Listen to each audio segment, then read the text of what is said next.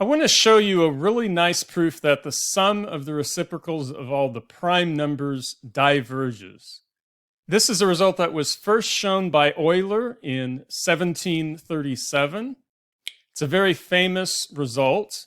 And the proof that I'm going to give you is a slight modification that I made of a proof that was given first by James A. Clarkson in the Proceedings of the American Math Society in 1966. It's a really nice proof. I just made a slight modification to it that I think makes it just a little bit better. So this is actually the second video I've made on this proof. The first video I made a few months ago and posted to my old teaching channel before I'd even launched this channel. So you might have already seen that video before. It did pretty well. If you have seen it, I would encourage you to stick around and watch this new one. And maybe if you can let me know in the comment section if you think this is an improvement over the previous one, or if you have any suggestions or anything to say about it. But I will be covering the same material that I did in that first video. So the theorem says that the sum of the reciprocals of all the primes diverges.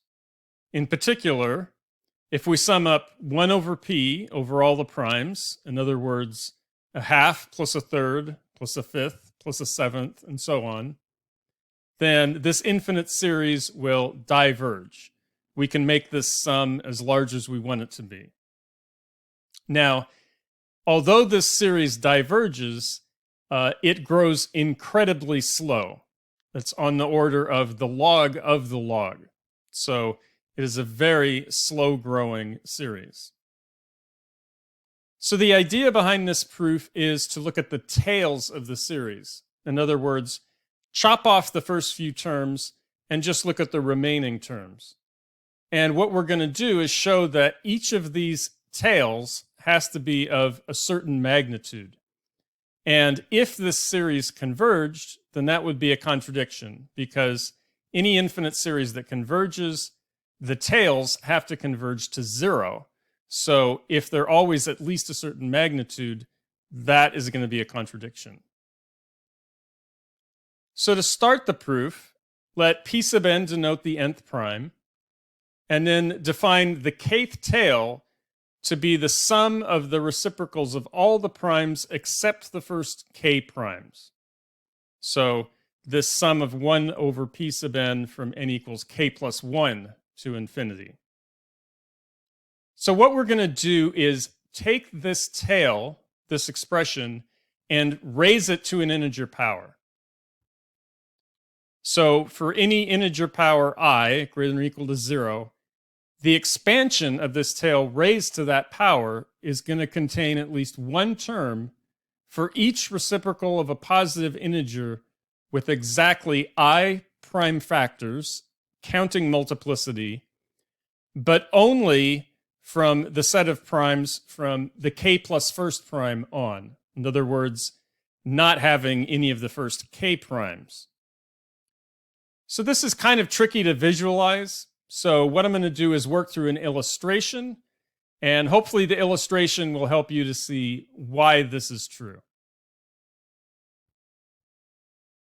So let's look, for instance, at 1 over 3,211. Now, 3,211 has prime factorization 13 squared times 19. If we look at R4, so this is the fourth tail. So we're not counting the first 4 primes. In other words, we're just looking at the primes starting at 11, 13, 17, 19, and so on. If we raise that tail to the third power, then this term will show up exactly 3 times. So let me show you how it shows up 3 times. It'll show up by taking 1/13 from the first and the second factor and 1/19 from the last factor.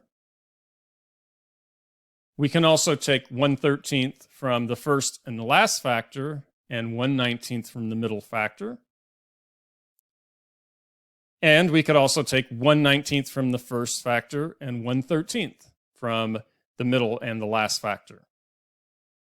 So what you can see from this illustration is that every reciprocal of a number with exactly 3 prime factors, counting multiplicity, is going to show up at least once in this expansion of these 3 infinite series multiplied together, provided its prime factors are all at least 11. But the point is that every reciprocal of a number that's not divisible by the first k primes has a certain number of prime factors. So it's going to show up in one of these expansions where you're taking the tail and raising it to some power. So if we take the infinite geometric series formed by all of these powers, then what we're going to see is that this geometric series has to contain at least one term for each reciprocal of a positive integer not divisible by the first k primes. So in the illustration we were looking at, it would be all of the reciprocals of the positive integers that are not divisible by 2, 3, 5, and 7. But what we're going to do now is take a very careful selection of integers. We're going to look at all of the integers that are congruent to 1 mod the product of the first k primes. So all the integers that are of the form 1 plus j times the product of the first k primes.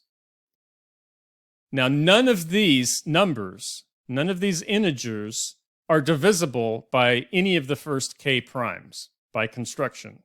So they always satisfy this criterion, which means they're always going to show up in this infinite geometric series. So that means that the infinite geometric series must be strictly greater than the sum of the reciprocals of all of these numbers, because every term on the right has to show up at least once on the sum on the left. But if you look at this series now, it looks remarkably like a harmonic series. It's just off by a little bit. And we can actually compare it to a harmonic series. If you think of replacing the term 1 in the denominator with j, then we can factor that j out. And now we just have a constant times the sum of 1 over j, and that's the harmonic series, which we know diverges. So what we've shown is that this infinite geometric series must diverge. But when does an infinite geometric series diverge? It diverges exactly when the common ratio is greater than or equal to 1. So what we've shown now is that that kth tail has to be greater than or equal to 1. But this has to be true for all of the tails. Every tail has to be greater than or equal to 1. And since the tails of a convergent series must themselves converge to 0, that shows that the sum of the reciprocals of the primes must diverge, and that finishes the proof. So I would encourage you to go and look at the original paper.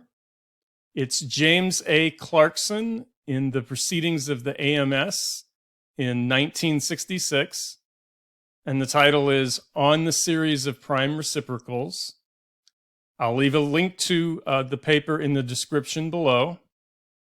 It's just one page. It doesn't take long to read, but it's a very clever proof. And all I've done here is really reword it in a way that it's not a proof by contradiction. And I'm using infinite series instead of the strictly finite sums that he used in his original proof. So I hope you liked the video. And if you did happen to watch both videos, the one on my old teaching channel and the one on this new channel here, if you could leave a comment below, just let me know what you think of this new video compared to the old one. If you have any comments or suggestions, I would really appreciate it.